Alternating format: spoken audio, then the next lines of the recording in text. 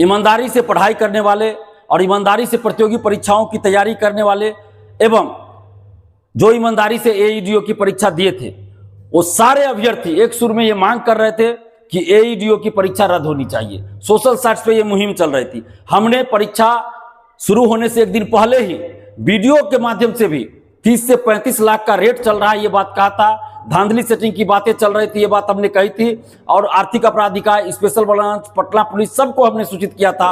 और इन लोगों ने, स्पेशल ब्रांच, पटना पुलिस और आर्थिक अपराध इकाई ने त्वरित कार्रवाई किया और निष्पक्षता के साथ जांच किया। कई जिलों में बहुत सारे लोग पकड़े गए हैं, एफआईआर दर्ज हुआ और उसके बाद सोशल साइट पे भारी आक्रोश देखने को मिला अभ्यर्थियों का। और हमने परीक्षा के बाद भी परीक्षा रद्द करने की मांग किया था, मीडिया के माध्यम से, सोशल साइट्स के माध्यम से और ऑफिशियली भी बहुत जगह जाकर हमने ये मांग किया था कि एईडीओ की परीक्षा रद्द होनी चाहिए, क्योंकि जिस परीक्षा में 30-35 लाख का रेट लग रहा हो, आंसर बाहर से अंदर जा रहा हो, जो बायोमेट्रिक कराने वाले थे वो लोग आंसर पहुंचा रहे थे, बहुत जगह इन्विजिलेटर आंसर पहुंचा रहे थे, तो ऐसी परीक्षा का कोई मतलब ही नहीं है। हमने वीडियो के माध्यम से भी कहा था, बहुत जगह जाकर भी हमने कहा था, जहां जहां हमको जाना चाहिए वहां जाकर कहा था। मीडिया बंधुओं ने भी इस मुद्दे को प्रमुखता से उठाया। आर्थिक अपराध इकाई ने त्वरित कार्रवाई किया और जांच किया और उसमें भी ये बात सामने आई कि पेपर लीक और धांधली सेटिंग की बात सही है। तो कल जो है रात में बीपीएससी ने भारी दबाव को देखते हुए, आक्रोश को देखते हुए, आक्रोश जो अभ्यर्थियों का था उसको देखते हुए, दबाव को देखते हुए बीपीएससी ने एईडीओ की परीक्षा को रद्द कर दिया। तो ये छात्र हित में फैसला है, हम इसका स्वागत करते हैं और इसके लिए बीपीएससी को धन्यवाद देते हैं। लेकिन बीपीएससी इतने दिनों से क्या कर रही थी? क्यों समय पास किया जा रहा था, जब पहले ही हम लोगों ने बता दिया था कि इस तरह की बातें चल रही, परीक्षा शुरू होने से पहले हमने कह दिया था।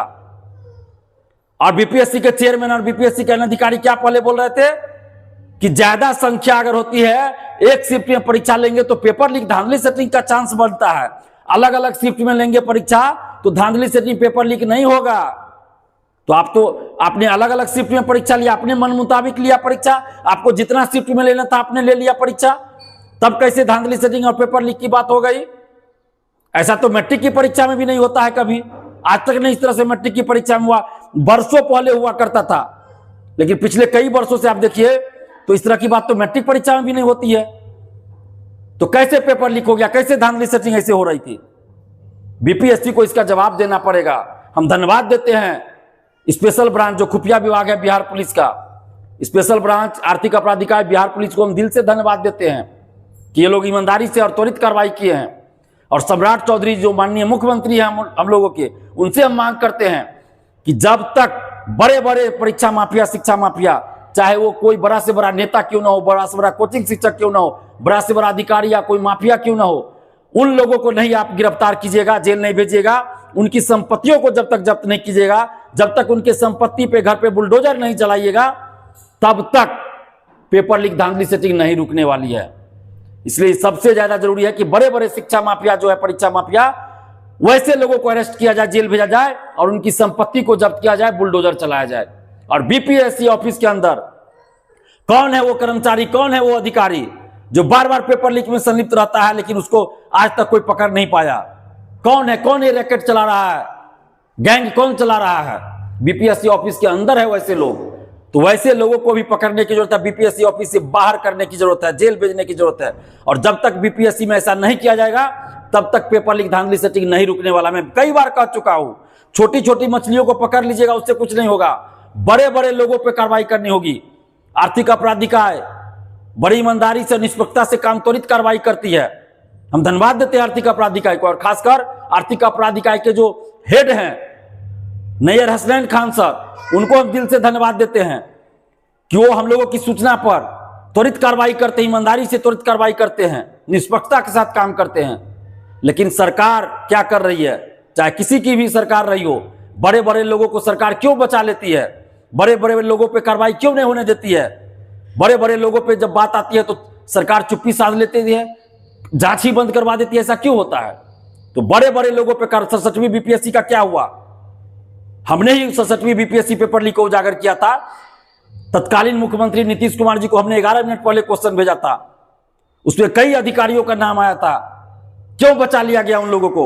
सिपाही भर्ती पेपर लीक हमने उजागर किया था, इसके बाद CGL 3 पेपर लीक हमने उजागर किया, TRE 3 पेपर लीक हमने उजागर किया, AEDO के बारे में भी हमने परीक्षा से पहले सबको सूचित कर दिया और ये सारी परीक्षाएं रद्द हुई है। लेकिन क्या गारंटी है कि आगे अब परीक्षा का पेपर लीक किसी का नहीं होगा? नहीं, कोई गारंटी नहीं। आगे भी पेपर लीक होगा, आगे भी धांधली सेटिंग होगी। जब तक बड़े बड़े लोगों पे कार्रवाई नहीं होगी, कठोर कार्रवाई नहीं होगी, तब तक पेपर लीक धांधली सेटिंग नहीं रुकने वाला है। और BPSC के जो चेयरमैन साहब हैं वो क्या कर रहे हैं? कहां गई आपकी बड़ी बड़ी बातें? आप जो बोल रहे थे कि एक शिफ्ट में परीक्षा लेने से पेपर लीक का चांस बढ़ता है या पेपर लीक हो जाएगा, इसलिए अलग अलग शिफ्ट में लेंगे। 17वीं BPSC में क्या क्या नौटंकी हुआ था, अब तो अलग अलग शिफ्ट में आपने परीक्षा लिया, क्यों पेपर लीक और धांधली सेटिंग की बात आ गई? सबसे ज्यादा जरूरत है ईमानदारी की, दृढ़ निश्चय होने की। जब तक आप दृढ़ निश्चय होकर काम नहीं कीजिएगा, ईमानदारी से काम नहीं कीजिएगा, तब तक कुछ नहीं होने वाला है। तो जो भी BPSC ऑफिस के अंदर दागी लोग हैं, भ्रष्टाचारी है, पेपर लीक में संलिप्त लोग हैं, वैसे लोगों को BPSC से बाहर करके जेल भेजा जाए, तभी पेपर लीक और धांधली सेटिंग रुकेगी। और सभी अभ्यर्थियों को जो ईमानदारी से तैयारी करते हैं, हम उनको धन्यवाद देते हैं कि आप लोगों ने एकजुटता दिखाई, सोशल साइट्स पे मुहिम को जारी रखा और उसका मीडिया बंधुओं ने भी साथ दिया, आर्थिक अपराध इकाई ने भी जांच किया ईमानदारी से, स्पेशल ब्रांच ने भी, खुफिया विभाग जो है उन्होंने भी सूचना दिया, सही सूचना दिया, और बिहार पुलिस ने भी काम अच्छा किया। इसके बाद BPSC को मजबूर होना पड़ा कि परीक्षा रद्द करे और परीक्षा रद्द हुई है कल। तो हम सब का जो सामूहिक प्रयास रहा, मीडिया बंधुओं ने भी बहुत साथ दिया, तो सबको धन्यवाद। और आगे पेपर लीक ना हो, धांधली सेटिंग ना हो, इसके लिए सरकार को कड़े कदम उठाने पड़ेंगे।